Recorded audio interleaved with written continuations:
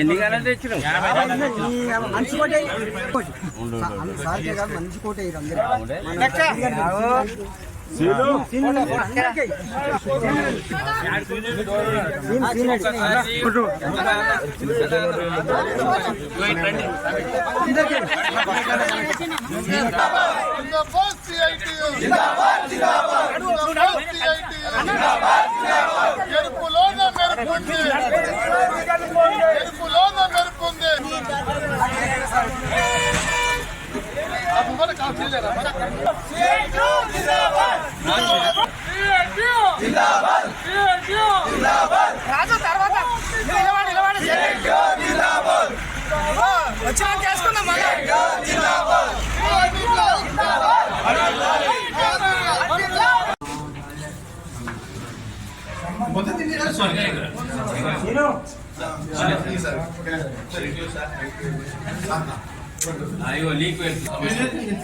నీకేమైంది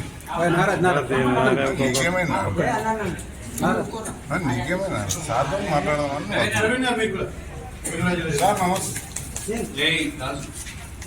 సంగారెడ్డి జిల్లా సదాశివపేట నందికంది గ్రామంలో ఉన్న బ్లూ క్రాఫ్ట్ కంపెనీలో యూనియన్ల గుర్తింపు ఎన్నికలు జరిగినాయి.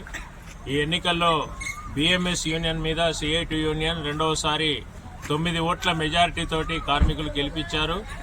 ఈ విజయాన్ని అందించినటువంటి బ్లూ క్రాఫ్ట్ కార్మిక సోదరులందరికీ సిఐటి తెలంగాణ రాష్ట్ర కమిటీ వైపు నుంచి వాళ్ళందరికీ కూడా అభినందనలు, శుభాకాంక్షలు తెలియజేస్తా ఉన్నాం. ఈ కంపెనీలో గత 29 సంవత్సరాల క్రితం ఇక్కడ యూనియన్ ప్రారంభించాం.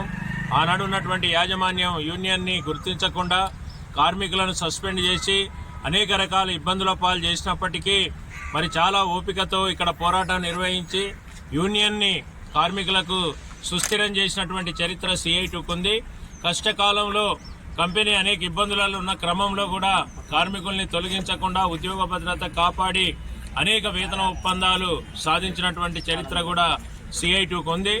ఈరోజు మరొకసారి పోయిన అగ్రిమెంట్ కూడా చాలా మంచి వేతన ఒప్పందాన్ని ఇక్కడ కార్మికుల కోసం సిఐటి పోరాడి సాధించింది. ఈ పోరాటం కొనసాగింపుగా ఈరోజు ఎన్నికల్లో కూడా కార్మికులు 9 ఓట్లతోటి విజయాన్ని అందించారు. ఈ విజయాన్ని మేము కార్మికులకు అంకితం చేస్తున్నాం. రాబోయే కాలంలో ఈ కార్మికుల యొక్క సమస్యలు ఏమున్నప్పటికీ కూడా సిఐటియు బాధ్యతాయుతంగా చిత్తశుద్ధితోటి ఈ సమస్యల పరిష్కారానికి మేము పోరాటం చేస్తాం. దేశంలో లేబర్ కోడ్స్ అమలు చేస్తుంది బీజేపీ ప్రభుత్వం.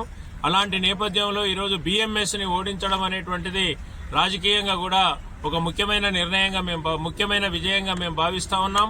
అందుకని రాబోయే కాలంలో కార్మిక చట్టాలు రద్దు చేసి కొత్త లేబర్ కోడ్స్ తెచ్చి ఉద్యోగ భద్రత లేకుండా చేసేటువంటి నేపథ్యంలో సిఐటి లాంటి సంఘాలు గెలవడం కార్మికులకు ఎంతో మనోధైర్యాన్ని ఇచ్చేటువంటి అంశం.